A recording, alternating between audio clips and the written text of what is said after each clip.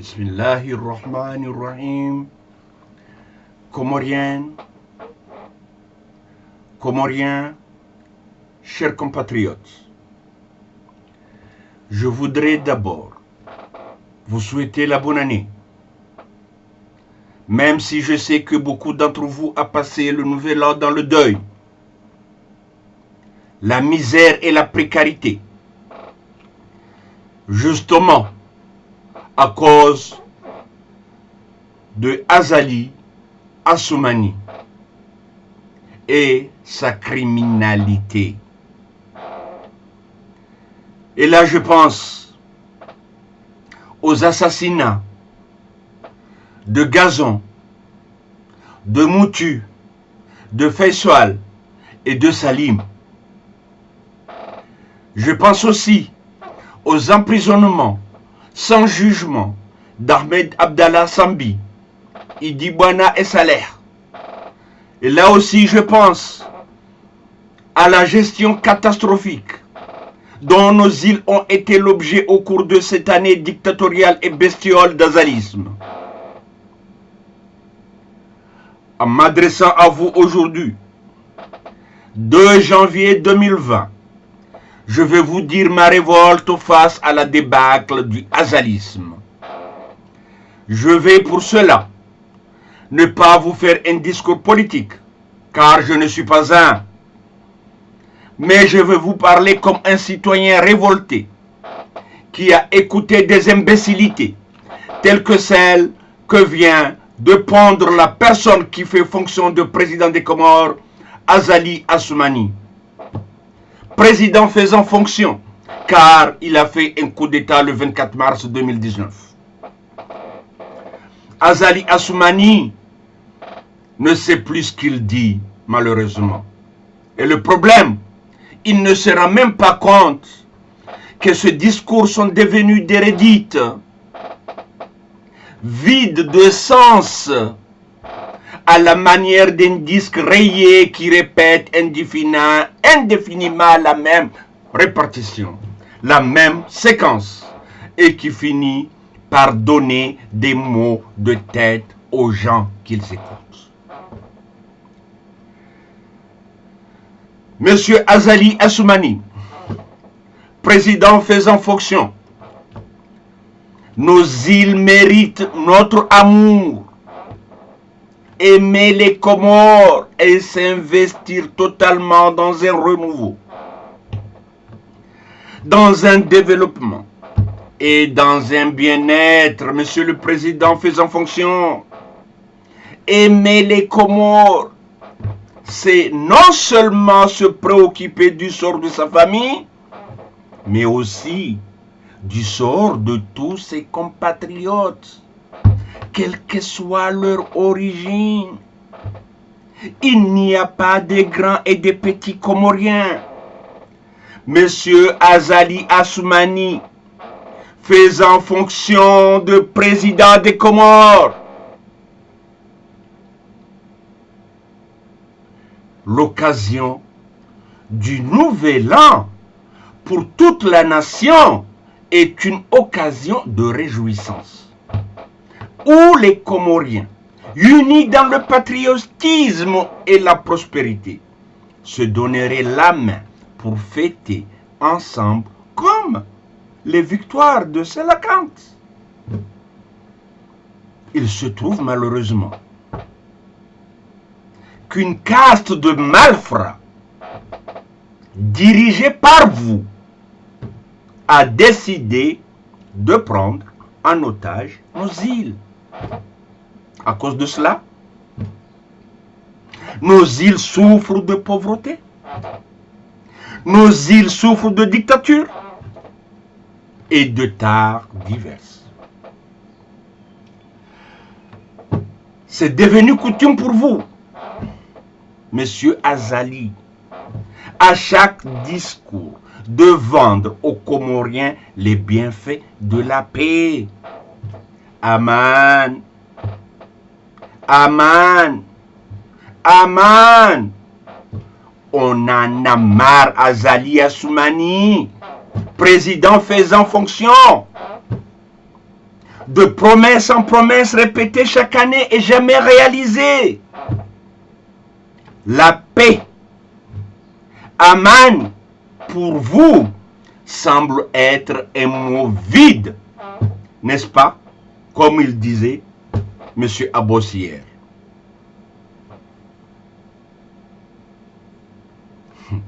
Les questions que la diaspora et M. Abbas hier veulent vous poser, M. Azali Assoumani, président faisant fonction, sont les suivantes. La première,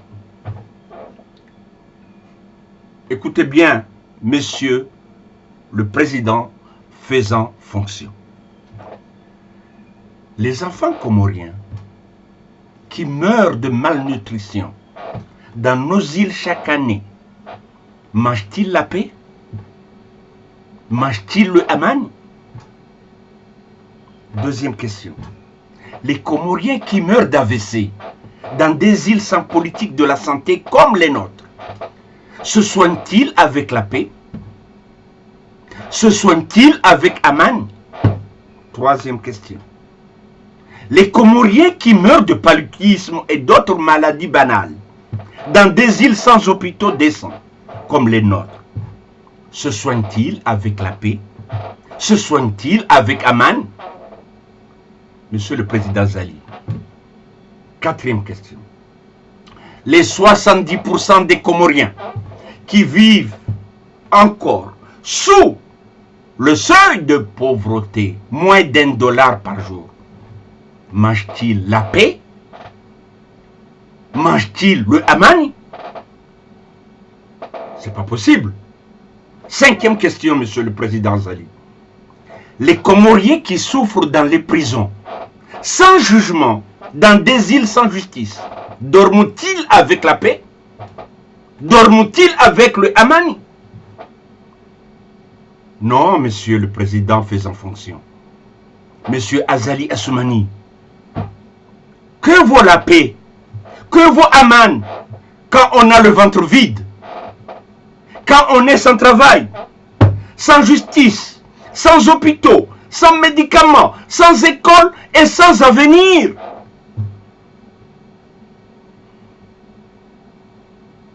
Parce que vous et vos complices ont volé tout l'argent qui aurait dû servir à améliorer la vie des Comoriens.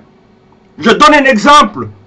Les 40 millions de dollars dénoncés par le gouverneur Farwata, où sont-ils? Alors, monsieur Azali, président faisant fonction, c'est trop facile de venir devant des perreux pour manipuler les consciences des gens en sachant que vous avez confisqué les médias d'État pour empêcher les autres de s'exprimer, pour accuser sans preuve du fait que vous avez corrompu l'armée avec l'argent du peuple. Donc, il faut que ça cesse. Mes chers compatriotes, la paix, Amani, sans développement n'a pas de sens. 10 ans d'azalisme nous chantent la paix. Et à chaque campagne électorale, à chaque 6 juillet, à chaque discours, ils vous demandent la paix, ils vous demandent Aman. Est-ce qu'on mange la paix? Est-ce qu'on mange Amani? Mais franchement, quand on a la paix, quand on a le Aman qui chante, est-ce qu'on la demande? Franchement.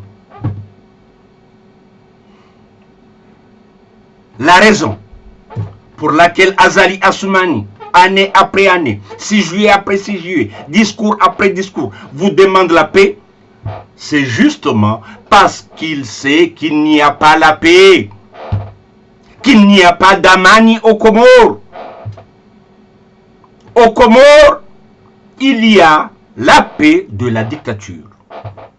La paix imposée par la censure journalistique et politique. La paix imposée par l'armée et l'État policier. La paix achetée par la corruption et les viols des petites filles dans les bureaux pour obtenir un stage. Chers compatriotes, Cette paix-là, cette Amani-là, mes chers compatriotes, encore une fois, n'est pas une vraie paix, n'est pas une vraie Amani. Dans des îles comme les nôtres, seul, je dis bien, c'est le développement et le progrès économique dans un cadre démocratique concerté apporteront la paix, apporteront le Aman, celle qui repose sur l'état de droit et non l'état de terreur avec Azali Assoumani, président faisant fonction.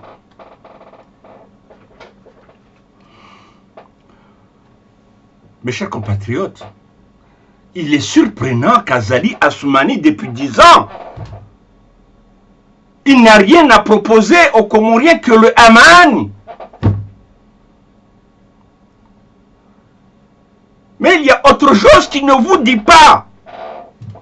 À cause de sa dictature, à cause de la fraude électorale, à cause du favoritisme, à cause du refus de développer les Comores et ensuite du détournement des deniers publics, dont son régime s'est fait le spécialiste. Le président faisant fonction, Azali Assoumani, est la personne qui tue le Aman. Le président Azali, faisant fonction, est la personne qui tue la paix. Le président Azali Assoumani, faisant fonction, est la personne qui causera la guerre civile bientôt aux Comores.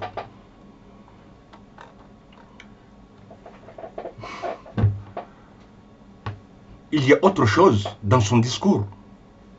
Il commence à faire peur aux Comoriens en faisant référence aux pays qui sont dans la souffrance et la guerre civile.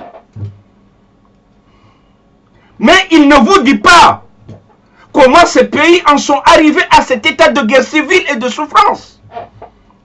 Je vous dirai moi, ces pays sont arrivés à la guerre civile parce qu'ils ont eu un président comme vous, monsieur Azali Assoumani, qui refusait la démocratie et a préféré mourir au pouvoir. Voilà, monsieur Azali, il faut dire la vérité aux Comoriens. Quand un président dictateur s'accroche au pouvoir toute sa vie et veut mourir sans préparer démocratiquement la relève, c'est le chaos et la guerre civile assurée. Monsieur Azali Assoumani, président faisant fonction, vous qui voulez rester jusqu'en 2024, même 2030 paraît-il, vous aurez fait combien? 22 ans au pouvoir. Si vous arrachez encore une fois les élections de 2024, vous resterez au pouvoir 5 ans de plus. C'est-à-dire vous allez faire 27 ans au pouvoir. Et comme vous allez changer encore une fois la constitution pour pouvoir rester, c'est que Azali, comme le président Ahmed Abdallah Abdourahmane, comme le président Saddam Hussein, comme le président Ceausescu, veut mourir au pouvoir. Mais que va-t-il laisser derrière lui, chers compatriotes, quand il mourra? Il va nous laisser la misère, il va nous laisser les vengeances, il va nous laisser la division, et ensuite il nous laissera les querelles politiques. Pardon, comme les pays dictateurs, les Comores seront des îles dans la guerre civile et le désordre. Mes chers compatriotes, alors, je vous dirai la solution. La solution pour gagner la paix, la solution pour gagner le Aman, n'est pas de laisser Azali mourir au pouvoir. Jamais. La solution, c'est le départ immédiat d'Azali. Car 10 ans, c'est trop. Si Azali veut rendre un vrai service à la nation et sauvegarder la paix aux Comores, c'est maintenant qu'il doit partir. Pas hier, pas demain, mais aujourd'hui. Mes chers compatriotes, la raison pour laquelle je pousse Azali à la sortie est simple. S'il n'a pas pu développer les Comores depuis 10 ans, Ce n'est pas le peu de temps qui lui reste à vivre qu'il va le développer. Le président Azali faisant fonction est incompétent. Le président Azali faisant fonction n'a plus d'idées. Et ses discours les prouvent. Ces discours montrent des faiblesses principaux dans le terrible et désastreux plan de développement des Comores qu'il a présenté à la conférence des partenaires à Paris. Je vous rappelle, Azali dit que le développement des Comores est maintenant lié à l'émergence 2030. Mais quelle honte pour les Comores. Mon Dieu, quelle honte. Mais franchement, le président faisant fonction, sait-il au moins ce qu'il dit? Est-ce qu'il fait? Si maintenant les Comores doivent attendre 2030 pour recevoir de l'argent et ainsi espérer se développer, cela ne veut-il pas dire que chaque île devra attendre 10 ans avant qu'Azali ne réponse à cette île? C'est pas possible. Mon Dieu, quelle honte pour les Comores. Surtout quand on sait que le peu qui est en train d'accomplir vient des projets de Sambi, vient des projets de Kililou, qui sont en plus des donations faites aux Comores par des pays amis comme la Chine, la France, les pays arabes et d'autres. Malheureusement, il y a des aides. Malheureusement, je vous dis, il y a des aides qui finissent toujours par être détournées par tous les requins du régime, y compris lui-même, en diminuant les dimensions des routes qu'on devait construire. Ça existe, on le sait. En plus, pour finir les projets qui sont déjà budgétisés par ses prédécesseurs, il doit aller mendier l'argent dans d'autres pays. Mon Dieu. Mais je me pose des questions. À quoi sert l'argent des Comores qu'Azali pompe chaque jour des caisses de l'État? Par exemple, la citoyenneté, l'argent de la douane, l'argent des pavillons Comores, l'argent de Mamé, l'argent de Onicor, l'argent de Télécom. Non, mais c'est pas possible. Non, non, trop c'est trop. Dégage! Mes chers compatriotes, les Comoriens, je peux vous garantir, n'a pas besoin ni l'argent de la Chine, ni l'argent du FMI pour se développer.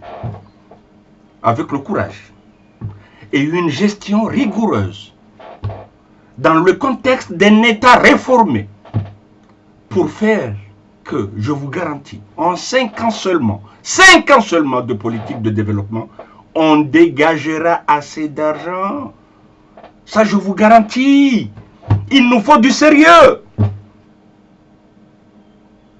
5 ans, on dégagera assez d'argent que chaque Comorien ait un travail dans lequel il gagnera bien sa vie. Que les salaires des enseignants les plus démunis soient doublés.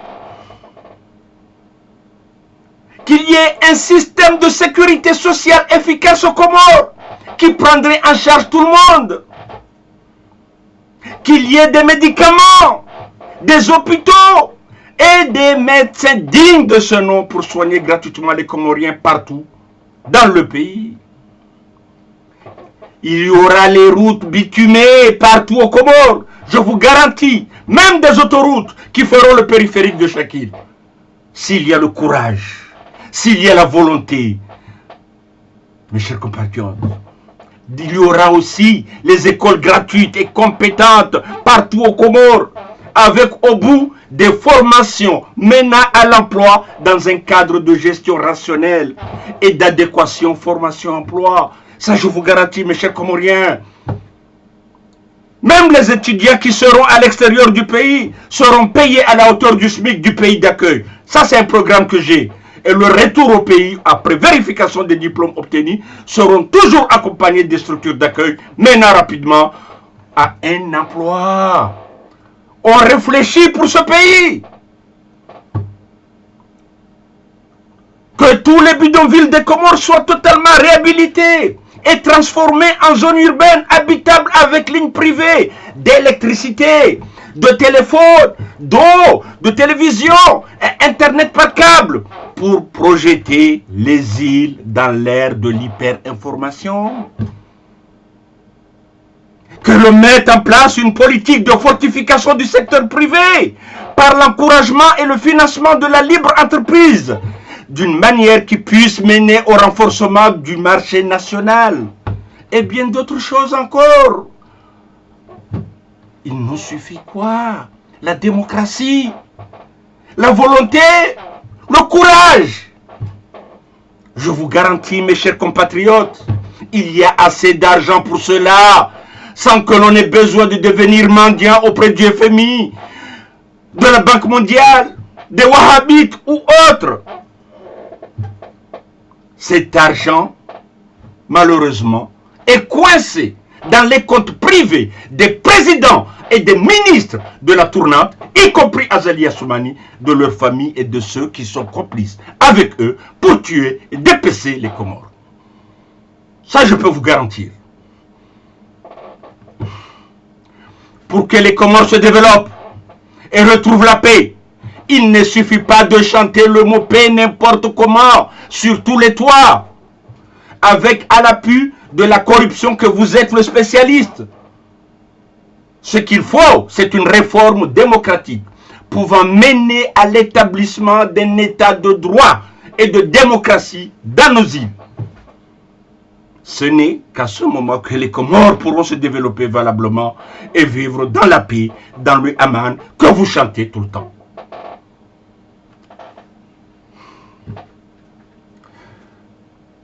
Maintenant, je ne peux pas oublier, mes chers compatriotes, dans son discours, référence diaspora. Comme il avait déjà dit, la diaspora, référence des SDF, des nettoyeurs de toilettes, des nettoyeurs de caca de chien, des plongeurs. Il se moque à une époque en disant à la diaspora de venir conquérir le suffrage universel. Mais je vais lui répondre aujourd'hui, Azali Assoumani. Je vais vous répondre, monsieur Azali. Votre discours était sans élégance. Monsieur Azali Assoumani, c'est facile de faire des discours et de dire des paroles mesquines quand on se réfugie derrière l'armée, la fraude et la corruption électorale pour voler les élections. Je vous parle. Et aussi je parle à la nation comorienne. Nous, diaspora, on veut montrer, contrairement à ce qu'Azali Palabre, que la diaspora est élégante. Nous, diaspora, nous disons à Azali Assoumani qu'il n'est pas un homme. Car un homme, ce n'est pas que la bouche qui fait de grosses déclarations dans le vide. Un homme, c'est celui qui sait faire face à son adversaire par le fair play et qui sait reconnaître son échec ou son incapacité quand il a été battu. Azali Assoumani n'a jamais eu ni le sens du fair play, ni la capacité de reconnaître son incapacité comme un homme digne le ferait. Nous disons donc à Azali Assoumani, président faisant fonction, que la diaspora acceptera son défi le jour où il se comportera en homme pour nous montrer qu'il est un homme avec... Je me calme. Nous disons à Azali que nous sommes prêts à laisser de côté notre virulence, nos multiples revendications, nos injures, nos politesses, nos impolitesses, mais il faut le mériter, monsieur Azali. Pour voir un tel changement s'opérer à la diaspora, monsieur le président faisant fonction, vous devez accepter aujourd'hui et maintenant les deux petites conditions que je vais vous énumérer. La première condition, ne plus mettre des bateaux dans les jambes à la diaspora et accepter le droit de vote à cette diaspora. Ce qui veut dire accepter que la diaspora puisse tranquillement venir aux Comores livrer son message d'espoir aux Comoriens. Ça, c'est la première condition. La deuxième, accepter que toutes les élections soient entièrement organisées par l'ONU, en commençant l'élection présidentielle que vous avez volée le 24 mars 2019. Ces deux petites conditions montreraient en effet aux Comoriens qu'Azali est un homme qui ne craint ni le discours de la diaspora, ni le fait que l'élection soit entièrement organisée par l'ONU. Ce sont donc là deux petites conditions qu'un homme avec, je me calme, et qui se croit capable peut facilement accepter. Si Azali veut relever ce défi, moi-même, professeur Bachaïl Mohamed Farid, je suis prêt à faire le déplacement sur les Comores à la tête d'une équipe d'ADP, rencontrer Azali et mettre en place une commission qui va se charger de préparer un mémorandum d'accord sur l'organisation des élections par l'ONU. Mémorandum qui sera alors envoyé à l'ONU après avoir été validé par tous les partis politiques comoriens. Je dis moi, mais il y en a d'autres.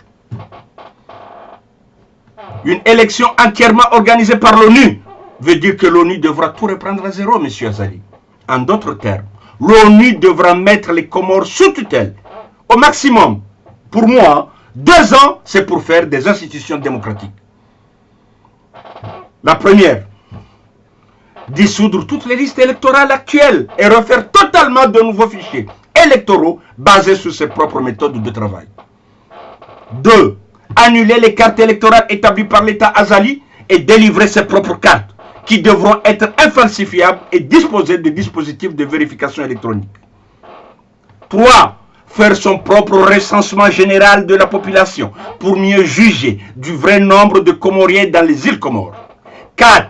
Mettre en place au cours de l'année 2020 des observateurs dans toutes les régions des Comores pour surveiller les mouvements et éviter que des gens votent 2 fois ou plus.